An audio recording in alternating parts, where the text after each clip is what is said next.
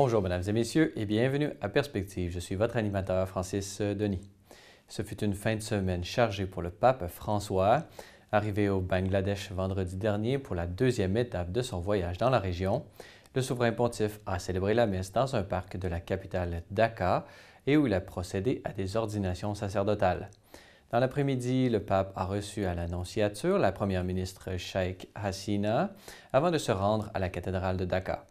Le pape s'est ensuite rendu dans une maison pour prêtres âgés où avait été organisée une rencontre avec les évêques du Bangladesh. Cette journée de vendredi s'est terminée par une rencontre interreligieuse et œcuménique pour la paix dans les jardins de l'archevêché.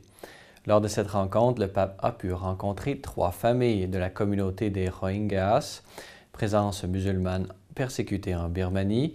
Une grande partie de la population des Rohingyas a dû quitter son pays pour se réfugier au Bangladesh.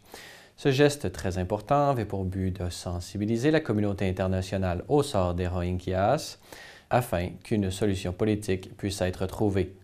Contrairement à ses discours en Birmanie, lors de cette rencontre, le pape François a tenu à prononcer le mot Rohingyas. Lors de son vol de retour, un journaliste a demandé au pape les raisons de cette différence d'approche. Écoutons un extrait de sa réponse. A me interessa che questo messaggio arrivasse. Per questo ho visto che se nel discorso ufficiale avesse detto quella parola, dava la porta in naso. Ma ho descritto le situazioni, i diritti, nessuno escluso, cittadinanza, e per permettermi nei colloqui privati di andare oltre. Io sono rimasto molto soddisfatto dei colloqui che ho potuto avere. Samedi, dernière journée de ce périple au Bangladesh, le pape a effectué une série de visites éclairs, dont notamment au monastère des missionnaires de la Charité, à l'église du Saint-Rosaire pour une rencontre avec les prêtres religieux et religieuses et séminaristes, ainsi qu'au collège Notre-Dame de Dhaka, avant de prendre l'avion pour Rome en fin de journée, concluant ainsi son 21e voyage apostolique. De retour à Rome, le pape a présidé à la récitation de la prière de l'Angélus place Saint-Pierre. Commentant l'Évangile du premier dimanche de l'Avent, le Saint-Père a exhorté les fidèles à se mettre en état de veille afin de bien se préparer à la fête de Noël. Laissez Dieu imprégner notre existence, a affirmé le pape, afin de lui redonner du sens et de la valeur à travers sa présence pleine de bonté et de tendresse. Écoutez. Nous commençons aujourd'hui le chemin de l'Avent qui culminera à Noël.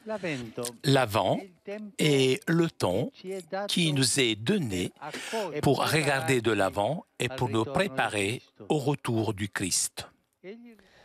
Voilà, c'est tout pour aujourd'hui. Je vous laisse sur la vidéo des intentions de prière du pape François pour le mois de décembre. Merci d'avoir été des nôtres. À la prochaine.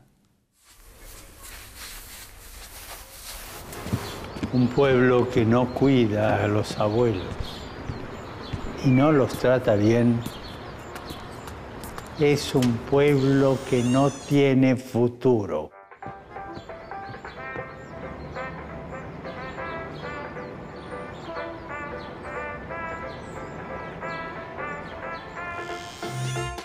Los ancianos tienen la sabiduría.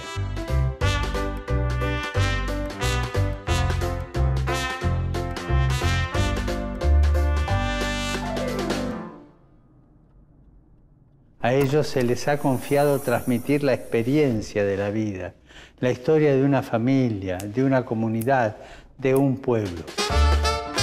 Tengamos presentes a nuestros ancianos para que, sostenidos por las familias e instituciones, colaboren con su sabiduría y experiencia a la educación de las nuevas generaciones.